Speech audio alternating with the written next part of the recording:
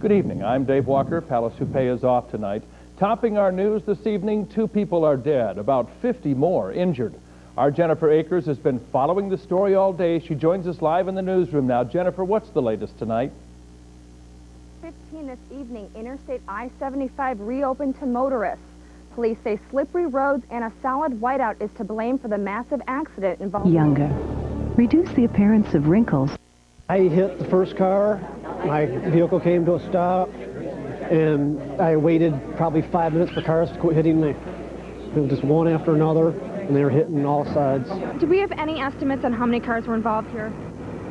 Well, our estimation is 100 plus, with injuries of 50. 2 fatalities, we believe. This is the accident scene moments after a chain reaction of cars barreled into one another. We're driving right in the front of the accident. We came to that blue sign over there, and there's about 15 cars all just piled up in a row. We went off the road, and we tried to drive away from it. We turned around, and just cars kept getting piled up. After the accident, Crawford County deputies and a handful of other police departments and volunteers responded to pitch in. Quickly, motorists with minor or no injuries were taken to Frederick Elementary School, where they got a bite to eat in between filling out accident reports. Motorists say the accident was so frightening, it's almost hard to describe. We're driving along, and we saw a couple cars in the ditch, me and my father, and next thing you know, it looked like there was a roadblock. That's what I thought. I'm like, what is that, a roadblock? Because there's just like a wall of something black, and then you slammed on the brakes, realized there's a wall of cars.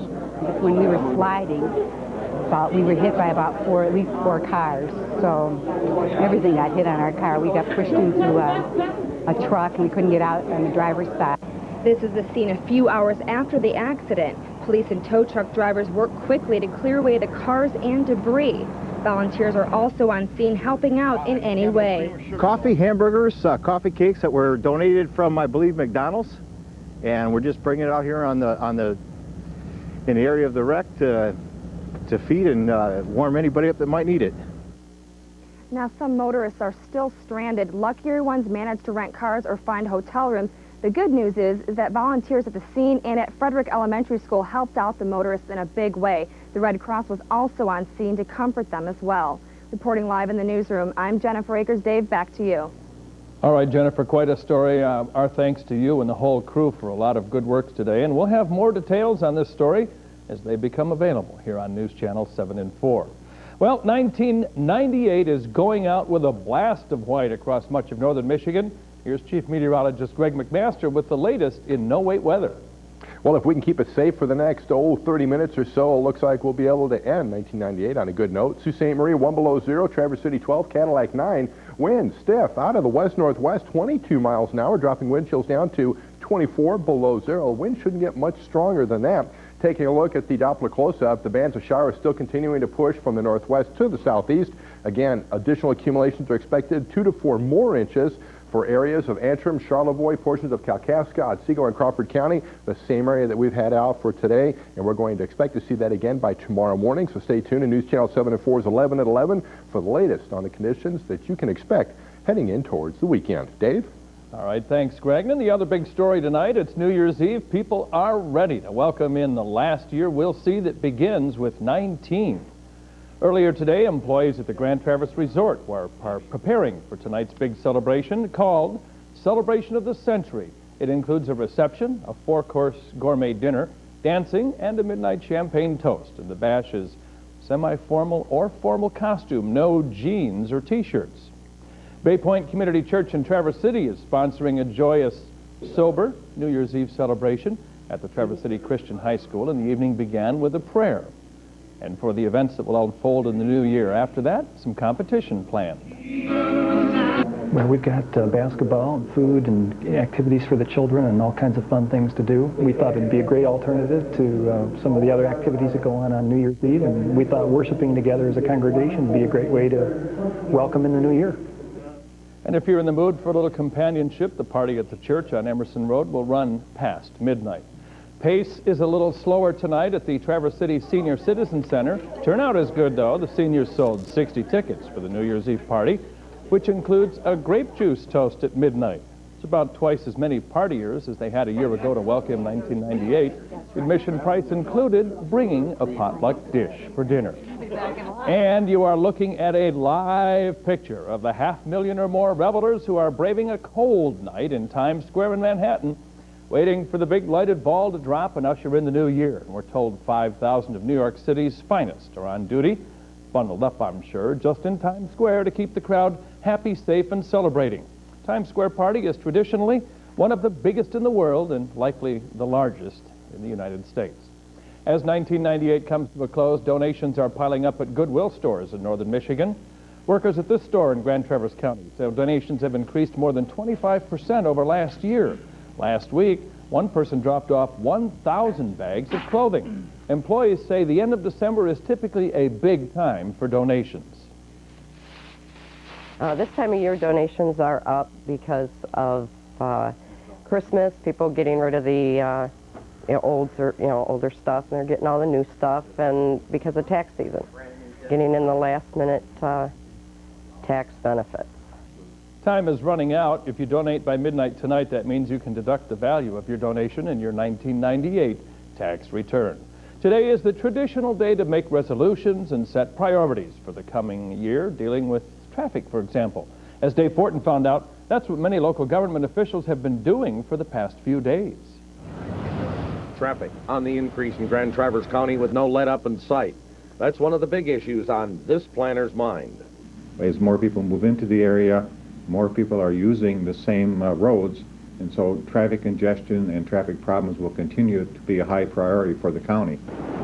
The regional sewage plant in Traverse City is reaching capacity. So we have to find other means of treating our waste and also treating the septic that results from septic tanks throughout the county. This will be a major problem that we'll have to tackle in 1999.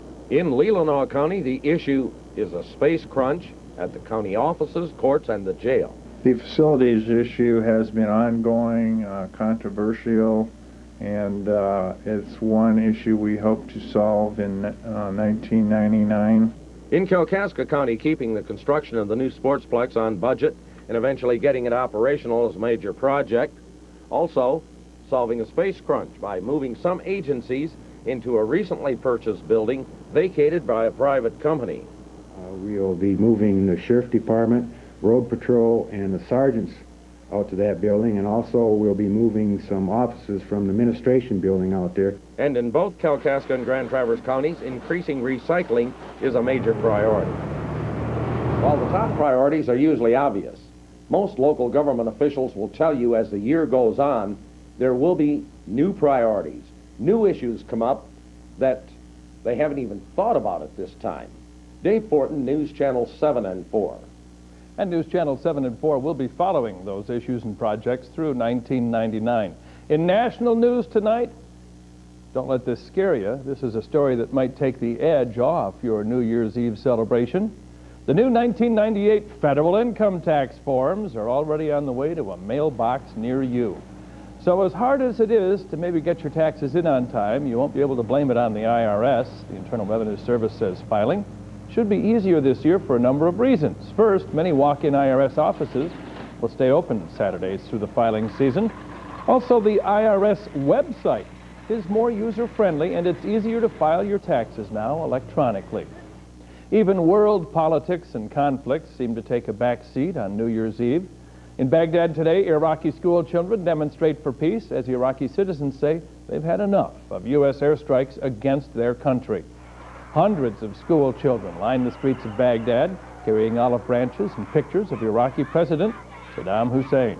The demonstration comes in the wake of a second skirmish between U.S. fighter planes and a suspected Iraqi missile site after Iraqis fired on a British jet patrolling the southern no-fly zone. Meanwhile, back home in the United States, President Clinton's 15th annual visit to Hilton Head Island, South Carolina is in full swing. I could hear it there. And some of those swings were taken on the golf course this morning. The First Lady and Chelsea are also there for the New Year's weekend.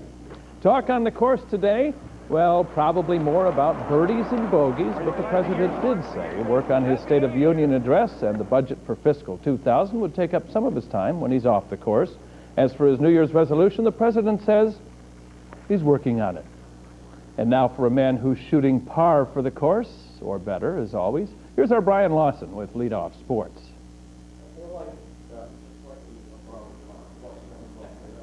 A little too cold to play golf here in the Midwest. That's why we play basketball. And tonight, the Indiana Hoosiers were opening up their Big Ten season against Iowa. Taking you to Carver Hawkeye Arena. First half, Kent McCausland. This sweet music. Hawkeyes up 17-15. McCausland strikes again. Glass! Iowa up 31-27 at the half. Second half, Luke Recker. He's got the range, too. Hoosiers within 6, but not the Hoosiers' night. Iowa goes on to a 5th straight win over the Hoosiers. Tonight, the score 67-52. Coming up later in sports, the Wings look to bring in the new year with a much-needed win. Highlights from today's bowl action.